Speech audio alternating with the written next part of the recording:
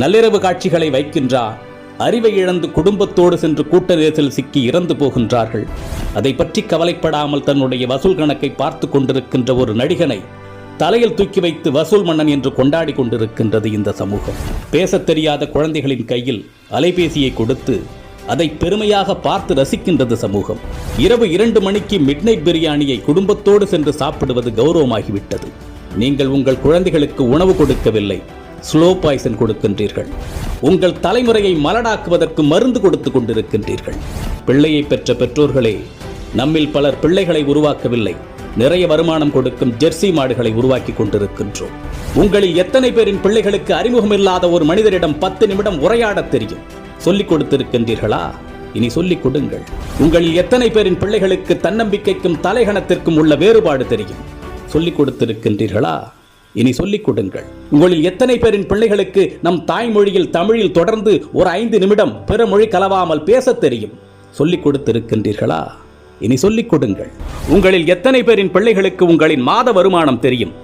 அதை கொண்டு எப்படி உங்கள் குடும்பத்தை நடத்துகின்றீர்கள் என்று எத்தனை பேர் உங்கள் பிள்ளைகளுக்கு சொல்லிக் கொடுத்திருக்கின்றீர்கள்? இல்லை என்றால் சொல்லிக் கொடுங்கள். அது தெரியாததால் தான் இன்று பலர் லட்சத்தில் வருமானம் ஈட்டியும் இஎம்ஐயில் வாழ்க்கையை தொலைத்து விழி பிதுங்கி நின்று கொண்டிருக்கின்றார்கள். ஆண் பிள்ளைகளோ பெண் பிள்ளைகளோ, உடல் வெட்கம் என்றால் என்ன என்று சொல்லிக் கொடுங்கள். 10 வயதில் அணியும் ஆடையது, பருவ வயதில் அணியும் ஆடையது, படுக்கையில் அணியும் ஆடையது, பொதுவெளியில் அணியும் ஆடையது என்று வேறுபாடுகளை சொல்லிக் கொடுங்கள். நம்மில் பல பேரின் பிள்ளைகளுக்கு ஐபோனின் விலை தெரியும், வந்த திரைப்படத்தின் வசூல், வரப்போகும் திரைப்படத்தின் புள்ளி விவரங்கள் எல்லாமே தெரியும். ஆனால் அன்றாடம் நாம் உண்ணக்கூடிய அரிசியின் விலை தெரியுமா? காய்கறிகளின் நிலவரம் தெரியுமா? நம் பிள்ளைகளில் பலருக்கு பில்கேட்ஸை தெரியும், எலான் மஸ்கை தெரியும். ஆனால் நம் மொழிக்காக, இனத்தின் வளர்ச்சிக்காக இன்னுயிர் துறந்த தியாக வரலாறுகளை பற்றி தெரியுமா? இன்னும் சொல்வதானால் உங்களில் எத்தனை பேர் அவர்களை நினைத்து பார்க்கின்றீர்கள்? நம் மண்ணின் தியாக வரலாறுகளை நம் பிள்ளைகளுக்கு சொல்லிக் கொடுங்கள். எப்பொழுதுமே உறவுகளை எதிரிகளாக மட்டுமே கட்டமைத்து அவர்களை மூளைகளில் ஏற்றிவிடாதீர்கள்.